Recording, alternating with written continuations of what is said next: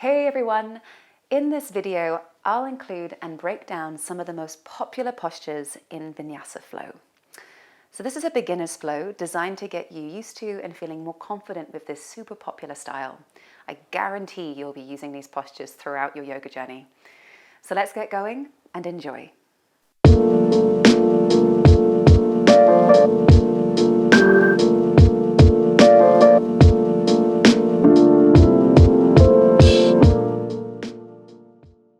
Let's begin in child's pose. With child's pose, you have your feet together, the back of the mat. You can have your thighs open or together. It's really up to you how you feel in your hips. And start to let your belly drop down onto the thighs or in between them as you walk the hands forward in front of you. Drop the forehead towards the floor. If you struggle with child's pose, then I suggest coming slightly more into Anahatasana style with the hips above the knees.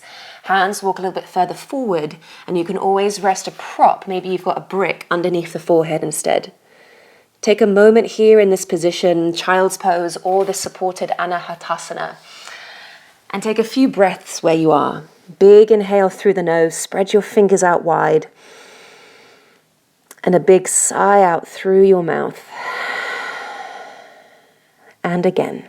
Breathe in. Breathe out. One more deep breath in where you are. And a big exhale where you are. And just come into a natural breath.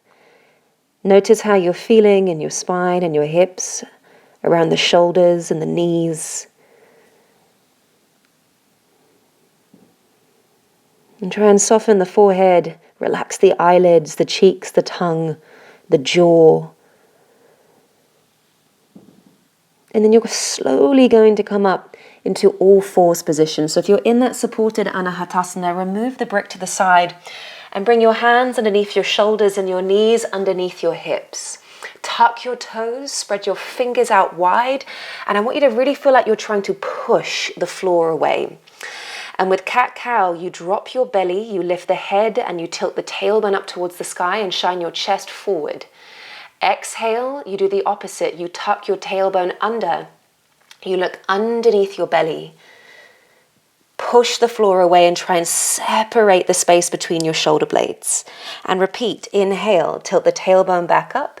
Shine your chest forward and find that beautiful arch in your spine. Exhale, curve the spine, tilt the tailbone under, look towards your thighs, round the shoulders forward, trying to mobilize the spine and wake it up. And one more time, inhale, try and match these movements with your breath as much as you can. Exhale, curve. So this is a pretty classic place to start.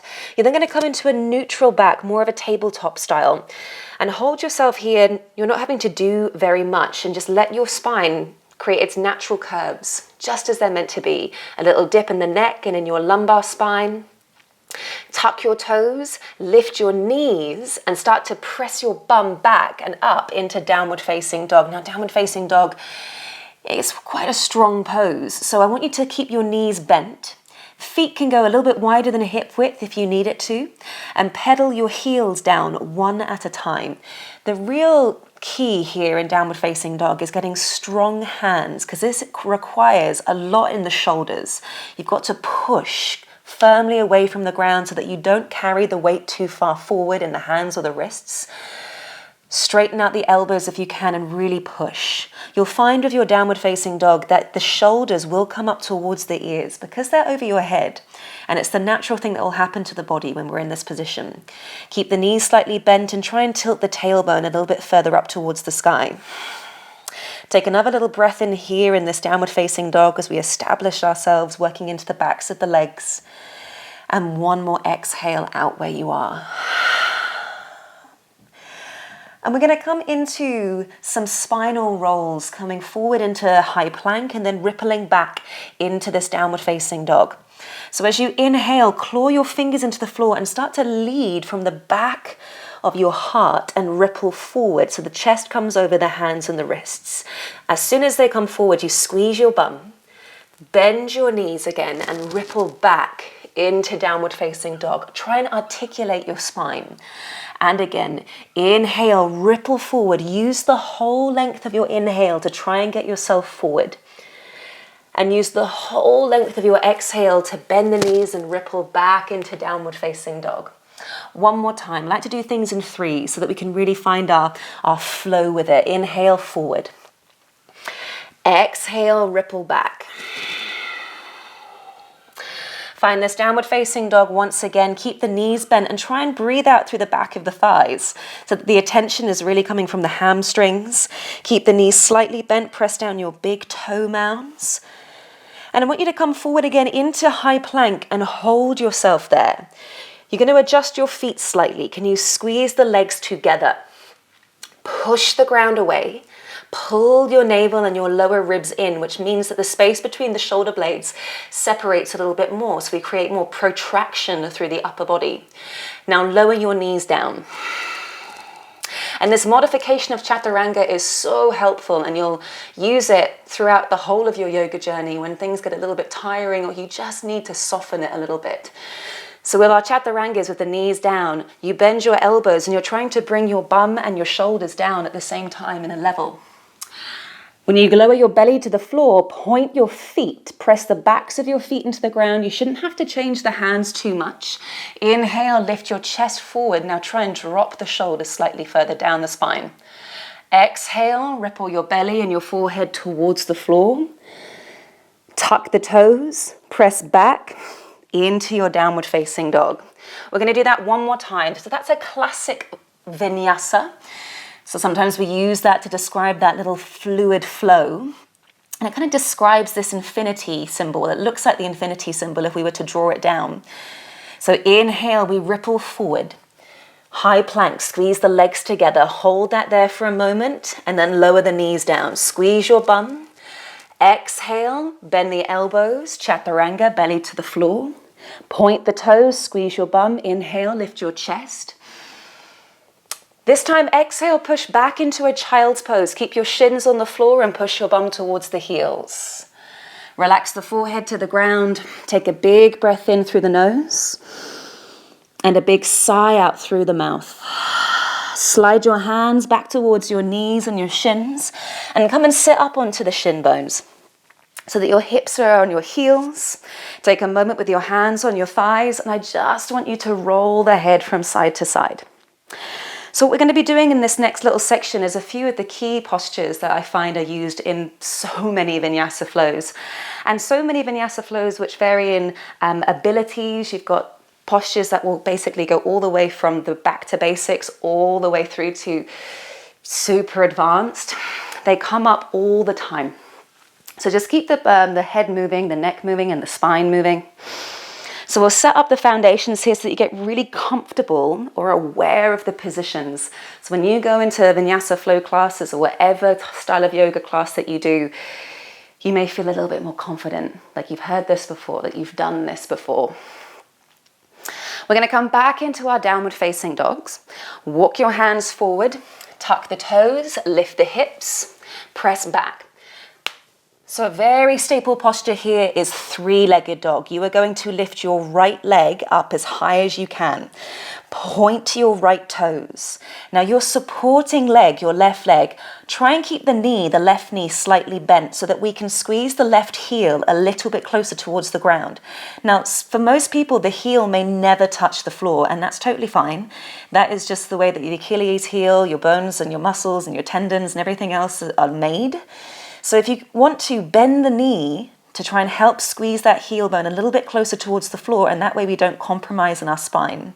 Lift the right leg up even higher, point the toes. And this is three-legged dog. Another variation of three-legged dog is to point the toes, bend the knee, and open your right hip very slightly. And you can always draw circles with your right leg a few times one way, and maybe the other way, working around the hips. From three-legged dog, bring your right knee forward towards your chest as if you're coming into a high plank. We're going to step the right foot through between the hands. Now you may need to take a couple of steps to bring that right foot forward, and that is totally fine. Once the right foot is forward, I want you to lower the left knee to the floor. I'm going to leave it up to you whether you want to tuck the back toes or point the back toes. Personal preference, that one, whatever feels better for your balance. Now inhale, scoop both of the arms up over the head. Can you press down your front big toe in particular? Squeeze your bum, bring the arms up over the head and draw a massive circle with the arms. Exhale, continue that circle down. You're going to do 2 more of those. Inhale, circle the arms all the way up and around. And we call this Crescent Lunge, this position with the back knee on the floor, or Untitled in Sanskrit. Once again, inhale, circle it all the way up and around. Exhale, I want you to bring your left hand down next to your right foot. And reach your right hand forward out in front of you. You may want to turn your right toes ever so slightly out, about 45 degrees, and that way it gives you a bit more space in your hip. And we're going to take a twist. Keep the left hand on the floor and circle the right arm all the way up and around. Twist towards the front thigh. Exhale, circle the right arm down, twice more. Inhale, circle the right arm forward. Up, twist. Exhale, down. One more time. Inhale, circle the right arm forward and up. Exhale, circle the right arm down. You're going to tuck the back toes for me now. So whether you have or you haven't, you're going to tuck those back toes. Turn the right toes slightly forward, the front toes back to where they were right at the beginning. Now watch here. We're going to come into Warrior One. You're going to come up onto your fingertips. Lift your back knee off the floor so we're more in a lunge.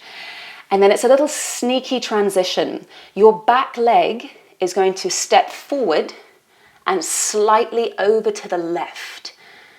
So I want you to be able to plant the left heel into the floor. The back foot is at a very slight angle. So that back foot is now in a 45-degree angle. Keep the front knee bent, right toes, front toes forward. And then inhale, scoop the arms up over the head. You want to keep your front knee bent and your back leg straight. Your choice if you have your palms touch or you have them open. Squeeze your bum, gaze up towards your thumbs. This is Warrior One. Now your hips are square to the front of the room. That's what will be different between this and Warrior Two. Exhale, hinge your torso forward, slowly bring your hands back to the floor.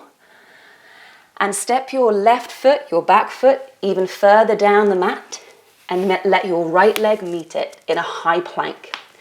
Breathe in here. Exhale, lower your knees, bend your elbows, belly to the floor. Inhale, Cobra, point the toes, lift your chest. Exhale, tuck your toes and push back, downward facing dog. Find that little ripple and that wiggle. Inhale, you're going to lift your left leg up to the sky, point the toes. 3-legged dog on the other side. And now remember, I want you to bend your right knee if you need to try and squeeze the right heel a little bit closer to the floor. The thing is, if we lock the right knee and try and get the heel down and we're not quite open enough in our hamstrings, then the lower back can round and a bit too much weight can go forward. So pass the weight back. Point the left toes, bend the left knee and try opening up the hips. And you can always move this left leg round a few times, changing the direction of the circle, getting nice and mobile and opening your hips. And then we're going to step the left foot through between the hands into our Crescent Lunge sequence. So maybe you want to take a couple of steps forward or one massive leap forward, left foot forward, right knee is going to come down. Option to tuck or point the toes at the back. Press down the big toes and inhale, scoop the arms up over the head, squeeze your bum. Exhale, circle the arms down. 2 more of these circles. And sometimes this can really call upon our balance, right? So you want to engage through the feet as much as you can, as that's what's connecting you to the ground. Exhale, we come down. 1 more time. Breathe in, big circle, get the shoulders involved. Exhale, bring your right hand to the floor next to your left foot. And here you have the choice to turn the left toe slightly out, if that feels more comfortable for this left hip. Then reach the left hand forward and circle 3 times with the left arm all the way up and around. Easy twist. And again, circle left arm all the way up and around. And down one more time. Inhale, reach forward and lift up. And the exhale allows the left arm to come down. Turn the left toes, your front toes, forward again. Tuck the back toes and lift the right knee off the floor. We're going to come into our warrior one. Now you're up on your fingertips and you're going to step your back leg up and slightly over to the right, maybe about a foot maximum. Plant the back heel into the floor, the back toes are at 45 degrees, the hips are square, keep the front knee bent, the back leg straight, and you reach the arms up over the head. Breathe in, warrior one. And there's energy here looking up towards the thumbs.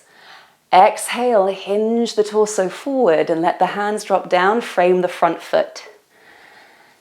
Step your feet back into high plank, squeeze the legs together, breathe in. Exhale, lower the knees, bend your elbows, belly towards the floor. Inhale, cobra. Exhale, sit back into child's pose again. Or remember, if your child's pose is the supported anahatasana, you keep your hips above the knees. And don't sit your bum all the way back. Your choice where you want to go right now. So hold this here for a few breaths. Connecting with your breath again. Each move has a specific breath. And it can take a bit of time to really nail that in your practice. And it does come with time. You'll find that when you're really concentrating on something that the breath can sort of hold a bit. So allow it to flow if you can. Every now and again. Soften the jaw, the mouth, the eyelids, the fingers and the toes. And we're going to take it into a second sequence as we work into slightly more open positions or standing positions. Come back into downward facing dog. You ripple forward, tuck the toes, push the ground away, tilt the tailbone up towards the sky and drop the head through the arms. And you can keep this movement moving. If you respond to postures well by keeping them moving and alive, then do it. Inhale, lift your right leg up again, three-legged dog. You decide if you're going to keep your right leg straight or if you're going to bend the right knee. That's really up to you. Exhale, step your right foot through between your hands. Remember, you can take a couple of steps or one massive one. Now you leave the back knee off the floor for this one. Tuck the back toes and lift the hands out in front of you so that we're in a big lunge. Hold that there. Think about the line that's running from your fingertips all the way down to your left toes. Breathe in here. And I want us to find a warrior two in a moment. So with warrior two, think about your back foot. You're going to plant your back foot down so that the outer edge of the left foot, the back foot, is parallel with the back edge of your mat. Keep your front knee bent and then lift the torso, open the arms. And then you can adjust your feet slightly or your hips here. But what we think about in warrior two, alignment-wise, is that your right foot is looking straight forward. Bend the right knee, and the knee is sort of traveling in the direction of the big toe and the second toe.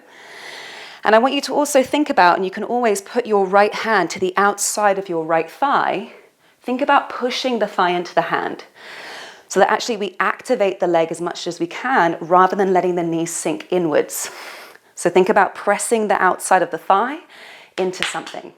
And it's always good to use your own body for your own adjustments. The back foot, parallel with the back edge of the mat. Press down the little toe and the big toe and the heel bone so that the foot is really active. It's very easy to kind of let it sink. And we're really aligning this front heel up with the back arch of your foot. So if you were to draw a line, they'd roughly meet. Now, once you're there, and you can always adjust the stance as well, depending on how much you can hold or how long your legs are, open the arms and try, without even having to look at your back arm, can you keep the back arm up in line with the front arm? We have to use proprioception, so our spatial awareness. So often, the back arm isn't always where we think it is. Energy through to your fingertips. Can you get down a tiny bit lower in your front thigh? And the longer that you sit here, the harder it's going to be. So if you're ever at a stage where you want to amp it up and build some more strength, spend longer in these poses. So this is Warrior 2, Virabhadrasana 2. You're a warrior. You kind of embody that feeling. We're going to take it into a really classic little flow that we'll find in Vinyasa Flow. You flip the right palm up and we go for a reverse warrior. Your right leg stays really still. You send your left hand down the left leg and reach the right arm up towards the sky and tilt it ever so slightly towards the back of the room. Now exhale, come back into Warrior 2, but bring your right forearm to your right thigh. Left arm goes up to the sky and then tilts over the head. And repeat those 2 moves, let them flow. Again, flip the right palm up, inhale, reverse back. Steady and strong in the legs so that the upper body can be open and free. Exhale, right forearm to your right thigh, left arm up and over. I want barely any weight to go onto this front thigh. It's very, very small, so you can still have this space. One more time. Inhale, take it back, reverse. Exhale, right forearm to your right thigh, left arm up and over. Stay here for a couple of breaths for me. Side angle stretch, Trikhanasana. So this is the modification with the right forearm on the thigh, but it's an excellent, excellent place to be because we establish the space in the right side of the ribs and the waist, trying to find some height. If you were going to, you can either bring the right hand down to the inside or the outside of your front foot, depends on what your teacher cues. And you can always have bricks as well. So they are there to aid you, to help you, to get you to the next step in your practice. So don't disregard bricks, they are your friends. So now I'm going to keep my brick on the inside of the right foot. If you have one, maybe bring that there as well, because we're going to use it in a second. Now I know how that right leg is feeling. I do want you to feel this and feel the sensation. Slowly inhale, bring yourself back into Warrior 2 and straighten your front leg. Oh, very nice. Now we're going to come into Trikhanasana, triangle pose. You're going to heel toe your back foot in a few inches, however many you feel that you need for your stance to be supported. And then the foot stays in that same line that it was in Warrior 2. Right toes are still forward. And you want to squeeze your thigh muscles on without locking in the knees. Arms open like they're going into Warrior 2. Now you reach the right hand and the upper body forward in the same direction as your front foot. Simultaneously, your hips are shifting the other way. So you want to find more space both sides of the waist. And this is a side bend. It is not a forward fold, it is a side bend and it's also a slight twist. Once you reach as far as you possibly can and hold it, you're then going to bring your right hand straight down onto that brick. Or maybe if you're not using a brick, fingertips on the shin. Once you are wherever you need to be, left arm stacks straight on top of the right arm. Squeeze your bum. Very, very slightly, like a millimeter, push the hips forward. And think that you've got a string that's pulling out through the crown of the head and then pulling out of this left hip and sit bone at the same time. And then also at the same time, a string out through the fingertips. So you're working with dual, maybe even triple action here. So there's a force coming out of you from so many different directions. Triangle pose. It's a big pose. What I want you to also think about, and they won't if you don't tell them to squeeze your thigh muscles on, zip the thighs up, also to engage the inner soles of your feet. So the medial arch of your foot, can you try and lift them up? It's a very subtle move. Now look down at your right foot, rebend your right knee, and slowly, you can always get rid of the brick here, bring yourself back into the position we started in, straighten your legs. To finish off this little side, I want you to turn your right toes also inwards so that we have quite a wide stance in your legs. And you can adjust your feet here. And we're going to take a little forward fold here with wide legs. First of all, I want us to interlace the fingers behind us. Squeeze the shoulders back, slide your fist down the glutes and lift your chest. So this is a good moment for your shoulders and your chest. Little tiny bend in the knees. And can you push your bum back and tip the torso forward? Keep the hands interlaced. And you lift the arms up over the head. Keep the knees slightly bent. Try and push the weight a little bit further back into your heels. And let the arms reach up over the head. Now with the interlace of your hands, you can either keep the heels of the hands and the wrists really close together or keep them apart. It's up to you, however you feel. Give me one more breath in here. One more full breath out here. And slowly, as if someone's pulling you up by your fist, lift the torso back up. Control through the legs. Excellent job. From there, turn the right toes forward. Bend your right knee, release the arms. For good measure, give me one more of those reverse warriors. Reach back, left hand down, right arm up. And then exhale, windmill the arms. So it's almost like you're taking a forward stroke with swimming to frame the front leg. And step your right leg back into high plank. And we go through our little vinyasa. Lower your knees down. Hug the elbows in towards your ribs and lower. Inhale into cobra, point the toes, lift the chest. Exhale, sit back into child's pose or your supported anahatasana, heart stretch, puppy dog pose. And take a moment to breathe here. Well done. So what's really common in Vinyasa Flow is that we sort of sew a few moves together on one side, go through what that little infinity symbol, the Vinyasa Flow, and then go through to the other side. So it's a little bit more dance-like, a way of us being creative. And what's different with Vinyasa Flow is that your teacher has the creative license to sew whatever postures they want together. But these are some really core staple moves that you'll find in most flows. You're going to come forward into downward facing dog again, shake out anything you need, and we're going to take everything to the left side. So I'm going to flip myself round so that I'm not facing the back of you. You stay where you are. Set your bricks up, and then come into downward facing dog. Lift your left leg up to the sky. Your choice if you keep your left leg straight or you bend your left knee and open the hip. Super strong through your fingers and your hands. I actually have a hand tutorial on my YouTube channel, which tells you a bit more about this, how important it actually is to find stability through the hands. So you can check that out. Then step your left foot through between your hands once again, couple of steps or one big step. We're coming into a lunge. So remember your back knee is off the floor. Reach the hands forward for me. Try and find the line that runs from your fingertips all the way down to your toes. Then from there, we focus on warrior two. You plant your right heel into the floor so the outside edge of the right foot is parallel with the back edge of the mat.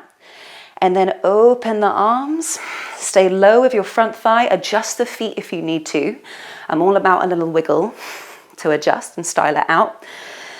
Keep the left knee bent, toes looking forward over the front foot. Remember, you can always place your left hand to the outside of your left thigh to encourage the outer thigh, the abductors, to pull away. Adductors. The adductors to work for you. Now you'll press down that right little toe into the floor, open the arms and look over the left middle finger. Check out where that back arm is in relation to the front arm. Keep it really solid. And then we go for our reverse warrior. Turn the left palm up and inhale, reach back. Right hand moves down the right leg. Find space down this left side of your body. Exhale, bring your left forearm to your left thigh. Right arm comes up over the head and there's barely any weight here on this left forearm. And again, inhale, take it back to reverse. Exhale, left forearm to left thigh, right arm over the head. And again, it's kind of all about finding these beautiful lines every now and again from the right fingertips down to the right toes. One more time. Inhale, reverse back. How are the legs doing? Exhale, left forearm to your left thigh, right arm over the head, and you're going to stay here. If you have a brick and you wanted to try out placing the left hand onto the brick to the inside of your left leg for side angle stretch, then you go for it. If you're going for this, you've got to press the back of the left arm firmly up against the inside of the left shin or knee, and vice versa. So there's a connection here through your body. Side angle stretch, breathe in. Big breath out. Look down at your left foot. Slowly bring yourself back up into Warrior Two and straighten your left leg finally. Heel toe your back foot in a few times, however many that you need to take. And you keep that right foot in its same position. Squeeze your thigh muscles. We go for Trikhanasana, triangle pose. Open the arms out wide like a star. And then reach the left hand forward in the direction of your front foot. Simultaneously push the hips back in the opposite direction. Now, can you do this without just sinking in the hips? So there is space in both sides of your waists and ribs. Reach as far as you can. And then take your left hand down onto the brick, or maybe fingertips onto your shin. Right arm stacks on top of the left. And there is power in this right hand. I want you to almost imagine that you're pushing your hand into somebody else's. At the same time, it's almost like you're pressing your shoulders back into a wall behind you. Side stretch. Can you try and lift the inner arches of your feet up? Engage the thigh muscles. Pull it out through the crown of the head, out through the right sit bone and up through the right fingertips. One more breath in. Exhale, look down at your left foot, rebend the left knee and slowly bring yourself back up into Warrior Two style and straighten the left leg. Now we're going to come into that forward fold once again. If you need to move the brick to the side and turn your left toes inwards so that both your feet are looking in the same direction, into the middle of the room. And really your toes are very slightly pigeon-toed, so toes in, tiny bit.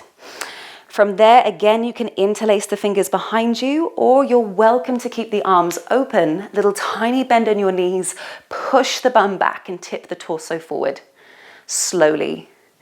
If you're interlacing your fingers, keep the hands interlaced, or you can take your hands onto your shin bones, up to you.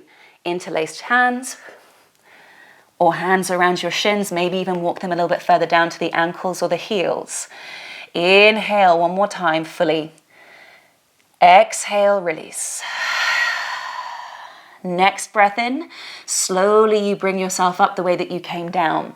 Keep the hands interlaced or open the arms out wide to the side. Then you can release the arms, those of you who interlaced.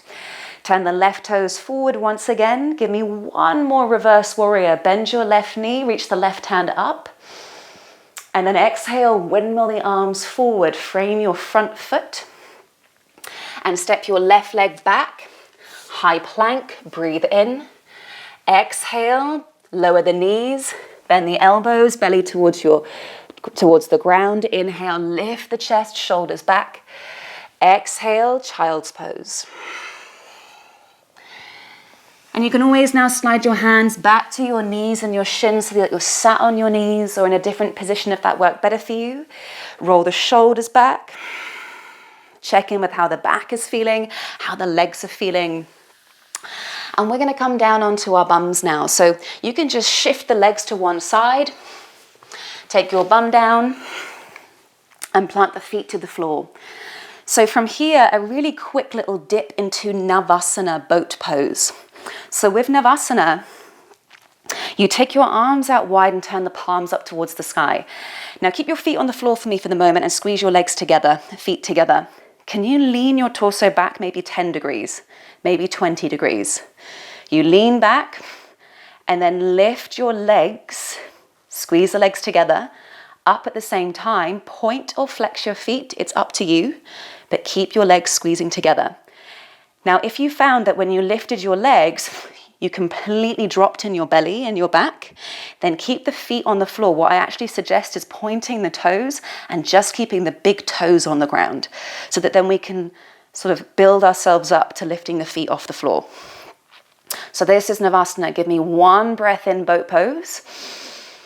One breath out here. Shoulders stay back, collarbones stay broad, and then everybody slowly lower the feet completely to the floor and continue to lean back all the way to the ground. Shoulders down, head back, and then walk your feet, your heel bones, right up to your sit bones. Arms down by your sides. We're going to go for one bridge, Setu Bandasana. Toes stay forward. Knees will go in the direction of the toes. Squeeze your bum and lift the hips up. Imagine you're hugging something in between your thighs. And you may sometimes, if you want to, use the brick in between your thighs here as well so that you can feel the connection through the inner thighs in this position. Now you can leave the arms by your sides here, squeeze the bum, push down through the heels, or interlace your fingers underneath you and physically walk the arms underneath you too. Push the fist into the floor, keep squeezing the brick if you have it. More power in the legs than there is in the lower back. One more breath in. Exhale, slowly release your arms, lower your hips down. Move the brick. You can cactus the arms and then shift the legs from side to side. And the final place I want us to come is a classic happy baby. So with happy baby, bring your knees up in the direction of your armpits, so legs wide. And through the gap of your legs, send your arms to either grab your heel bones or the outer edges of the feet. This is really up to you. I want us eventually to try and feel the tops of the bum on the ground. What can often happen here is it feels very crunchy. So you lift your head up first to grab whatever part of the foot you're more comfortable holding. And then try and get your head and your shoulders back. Shine the soles of your feet to the sky. Keep your knees bent and you're pulling against the feet. So it's like the feet are trying to push up towards the sky, but you're trying to ground them. And it's a moment for the hips, a little rock from side to side. Close the eyes.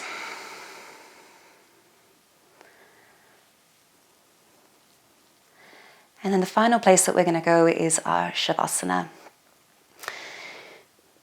So when you're ready, you can release the feet. And with your Shavasana, your resting corpse pose, you can rest with the soles of your feet together, knees open, arms wide, or hands on your body. Or you can lie the legs long. Again, arms wide or hands on your body. If for whatever reason lying down isn't great for you at the moment, then adjust this position and you can always sit cross-legged or kneeling or whatever position is better for you there. Take a final breath in here and a final breath out. Drop the shoulders. Relax the forehead. Soften the lips. Separate the back of your teeth and try and find a bit of stillness for a minute.